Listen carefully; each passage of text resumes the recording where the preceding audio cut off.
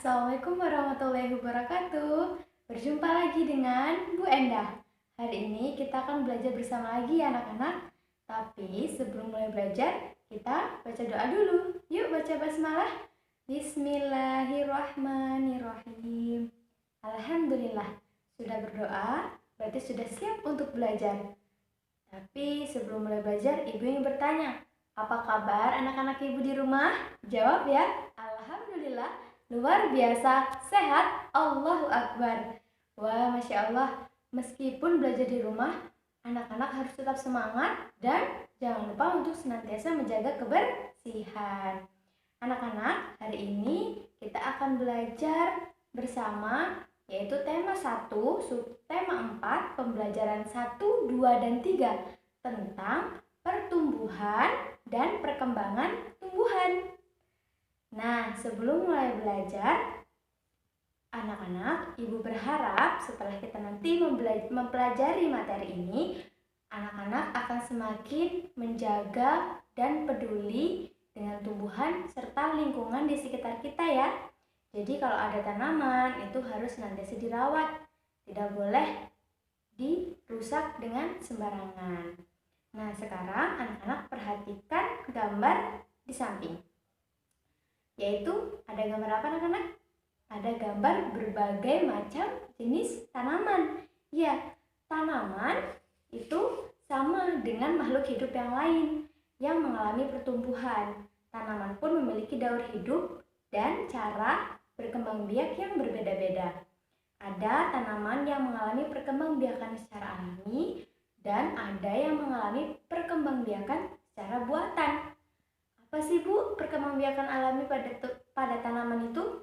Nah, perkembangbiakan secara alami yang terjadi pada tanaman adalah proses perkembangbiakan yang terjadi tanpa bantuan manusia. Jadi, terjadi begitu saja sesuai dengan daur hidupnya. Yaitu misalnya ada dengan biji, kemudian ada juga yang dengan tunasnya, ada dengan umbi-umbian, dan ada dengan spora. Nah, contoh tumbuhan yang berkembang biak menggunakan biji yaitu ada pohon mangga, kemudian ada pohon jeruk, lalu ada semangka, dan masih banyak lagi.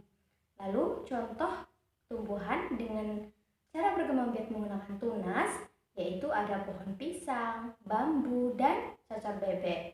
Kemudian apa yang dimaksud dengan perkembangbiakan bantuan? Nah, perkembangbiakan bantuan adalah proses perkembangbiakan tumbuhan dengan bantuan manusia. Contohnya yaitu pencangkokan. Nah, sekarang anak-anak perhatikan gambar berikut. Ini adalah gambar daun ya. Yang pertama itu ada daun, ayo tahu tidak? Daun pohon mangga. Nah, cara berkembang biaknya yaitu menggunakan biji. Kemudian yang kedua, itu ada daun cocor bebek. Nah, cara berkembang biaknya yaitu dengan tunas. Tapi, apakah anak-anak tahu ketika daun-daun itu sudah menjadi kering, kira-kira bisa kita manfaatkan untuk apa ya? Selama ini, daun-daun kering itu kan banyak di sekitar kita, tapi hanya menjadi sampah kan, Nak? Nah, sekarang kita mencoba untuk membuat hiasan menggunakan daun-daun kering tersebut. Nah, yaitu dengan kerajinan mozaik. Kerajinan mozaik itu apa, Bu? Kerajinan mozaik adalah kerajinan yang menggunakan seni menghias yang menggunakan daun kering, kemudian menggunakan biji-bijian, bisa biji kacang hijau, kemudian biji jagung, atau biji-biji yang lain. Itu bisa kita gunakan untuk membuat kerajinan mozaik.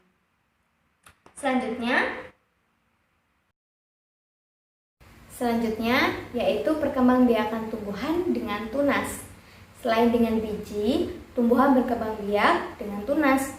Tunas adalah anakan yang tumbuh di dekat tumbuhan induknya. Nah, ada beberapa tumbuhan yang berkembang biak dengan tunas.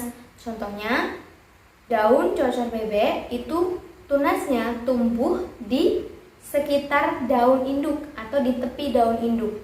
Kemudian kalau pohon pisang dan pohon bambu, tunasnya tumbuh di sekitar pohon pisang dan pohon bambu atau di sekeliling induk.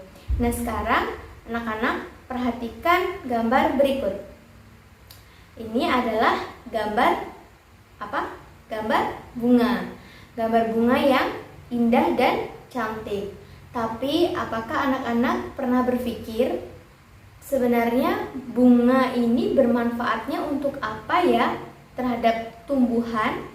Tanaman yang memiliki bunga, bunganya ini bermanfaat untuk apa ya? Nah, ada yang tahu? Ada yang pernah bertanya-tanya seperti itu? Nah, bunga itu pada tumbuhan itu berfungsi sebagai alat perkembangbiakan atau alat berkembang biak dengan cara generatif. Jadi, pada tanaman itu berkembang biak menggunakan dua cara, yaitu generatif dan vegetatif. Untuk tanaman yang memiliki bunga itu berkembang biak dengan cara generatif. Nah, anak-anak, bunga juga termasuk sebagai salah satu bisa digunakan sebagai simbol atau ciri khas suatu negara loh.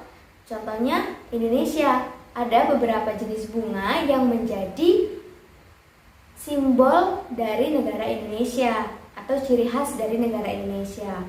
Bunga nasional merupakan bunga yang dijadikan ciri khas dari suatu negara.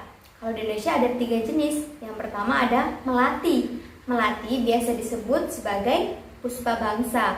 Kemudian yang kedua ada anggrek bulan. Anggrek bulan biasa disebut sebagai puspa pesona. Kemudian yang ketiga itu ada Rafflesia arnoldi, biasa disebut puspa langka. Nah, jadi bunga-bunga tersebut itu bisa menjadi simbol atau ciri khas dari negara-negara yang memiliki bunga-bunga tersebut, anak-anak. Nah, sekarang coba anak-anak perhatikan. Jenis dan bentuk dari bunga itu sangat beragam. Ada yang besar seperti bunga matahari, kemudian ada yang kecil seperti bunga melati, dan memiliki pola yang berbeda-beda atau bentuk yang berbeda-beda. Nah, bentuk atau pola dari bunga ini bisa kita jadikan sebagai pola untuk membuat hiasan anak-anak, yaitu dengan teknik potong.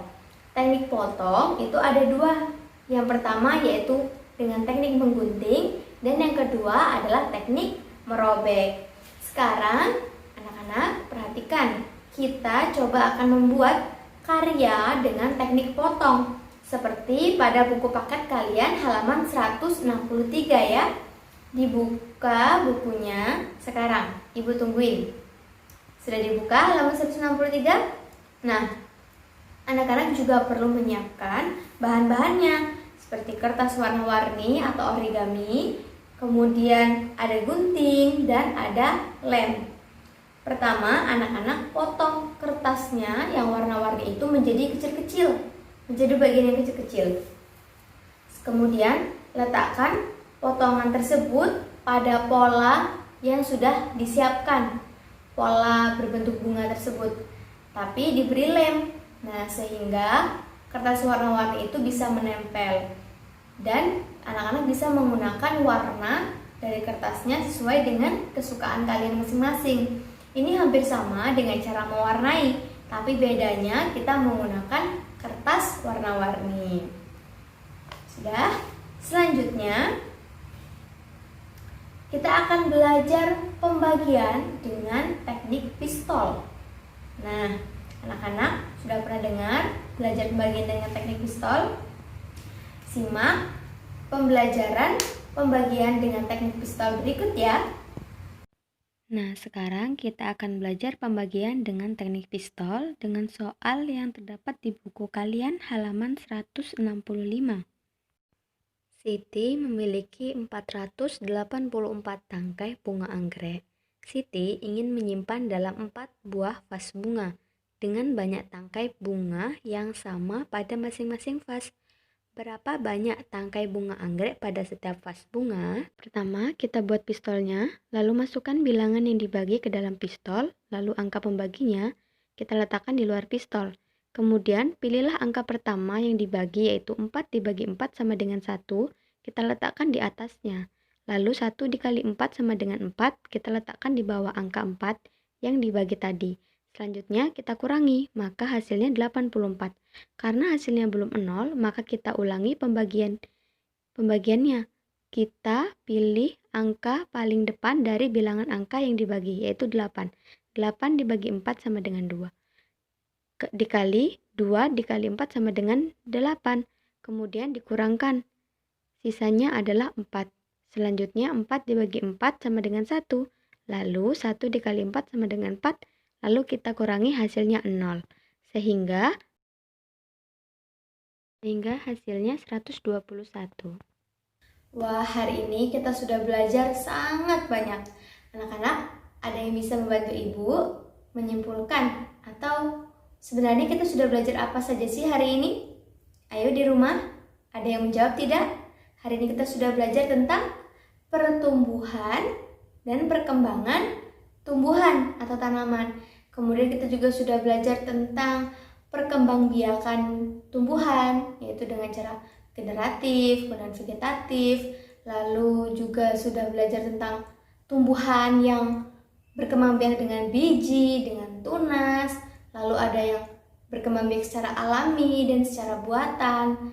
Lalu kita juga sudah belajar tentang pola tentang pola bunga, membuat kerajinan, dan belajar tentang pembagian. Iya, pintar ya.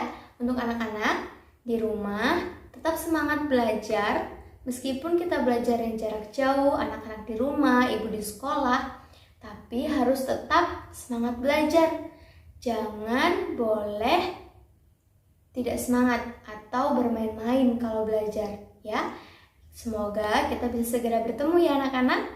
Tetap semangat. Ibu akhiri pembelajaran hari ini. Terima kasih karena sudah mengikuti pembelajaran. Ibu akhiri. Wassalamualaikum warahmatullahi wabarakatuh.